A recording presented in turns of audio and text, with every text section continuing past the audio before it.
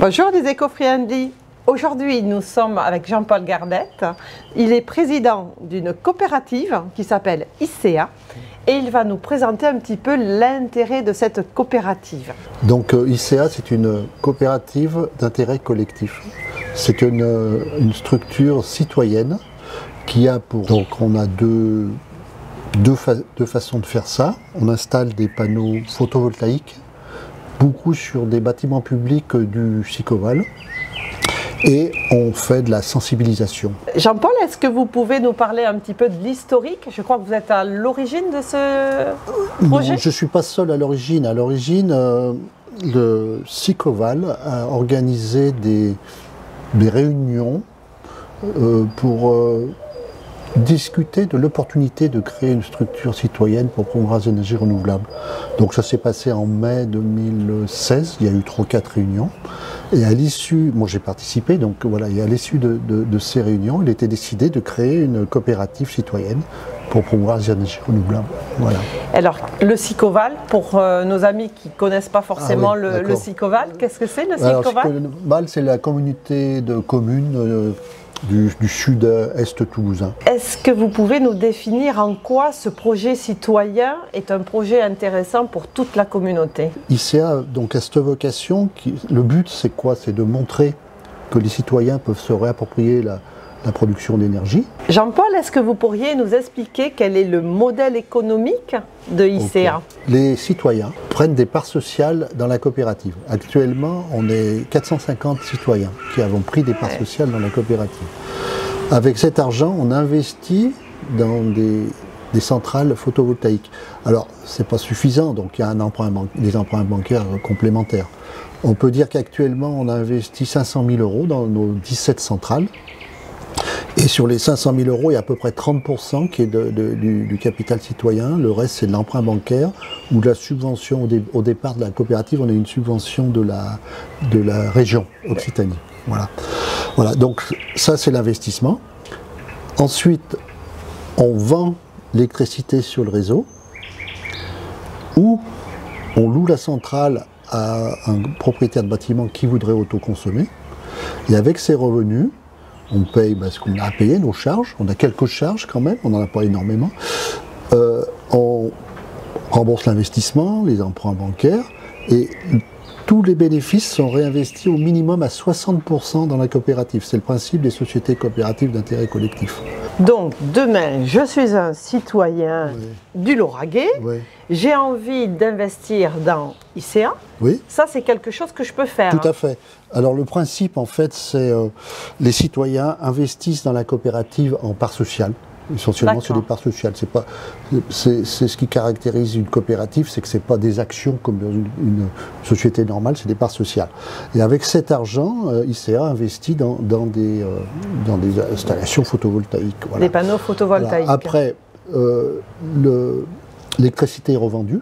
D'accord. Alors maintenant, sous plusieurs formes. Bon, soit elle est remise complètement sur le réseau, soit elle est en autoconsommation. C'est la nouvelle tendance maintenant. Voilà.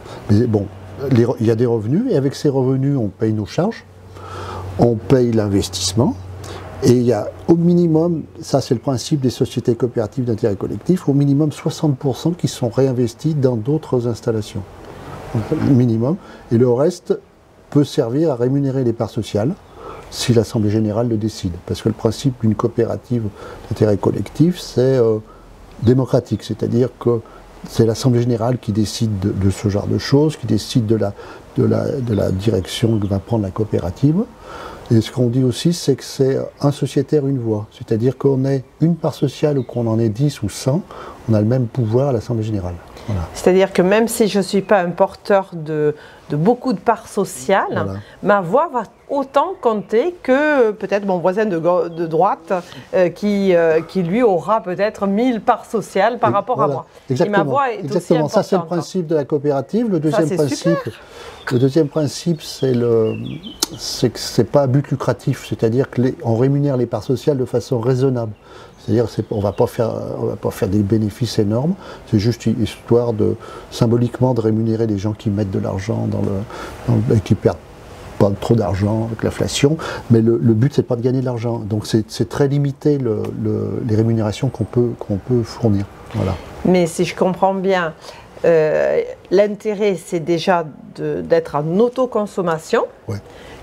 Un petit peu la collectivité va payer des installations photovoltaïques et ensuite cette répartition de charges va aussi entraîner une répartition donc, de cette production et donc je serai aussi bénéficiaire de cette répartition. Bien sûr. Alors là, la tendance actuelle, c'est de faire l'autoconsommation. Donc comment ça se passe? En fait, nous, on investit sur une toiture qui est mise à disposition par un propriétaire. Alors c'est très souvent des communes. Voilà, ouais. On investit là-dessus. Et après, c'est la commune, on va prendre le cas d'une commune, qui autoconsomme. Mais elle va payer une redevance, parce que nous, il faut qu'on récupère un peu d'autres investissements.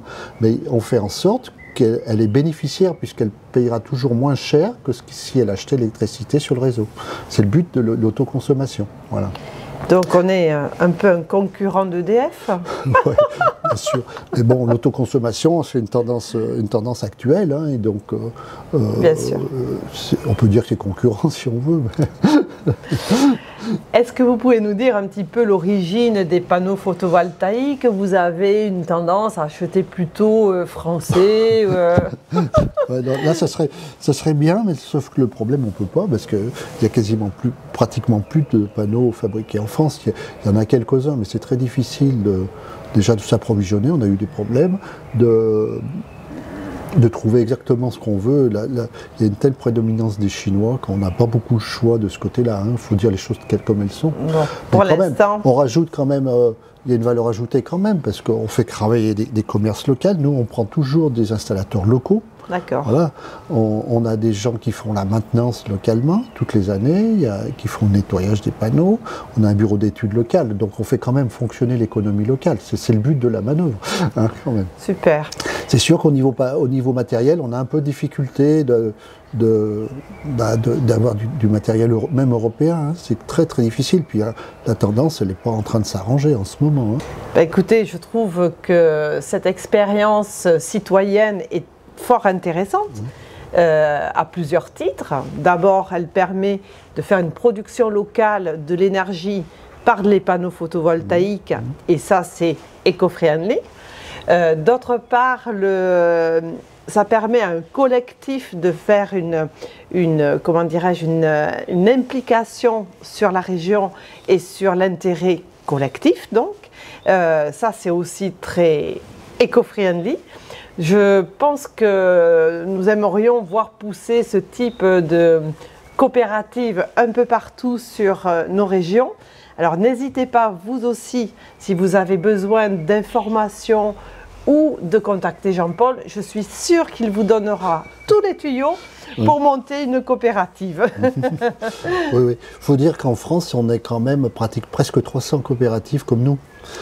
Hey. On fait partie d'un réseau qui s'appelle Énergie Partagée, qui fédère toutes les coopératives de France, et on est en relation avec les coopératives locales des voisins. Il y en a, voilà, donc 300 coopératives, et ça commence à représenter un certain nombre de citoyens quand même. Ah oui. Bon, on n'en est pas au stade d'autres pays qui sont beaucoup plus développés dans ce cadre-là, notamment l'Allemagne, le Danemark, les choses comme ça, mais bon. C'est bien. Voilà. Il faut un début à tout. Bien écoutez, je vais vous donner rendez-vous pour une prochaine aventure. Ouais. Merci Jean-Paul de nous avoir donné vos informations aujourd'hui. Et puis on se dit à très bientôt, les Eco-Friendly.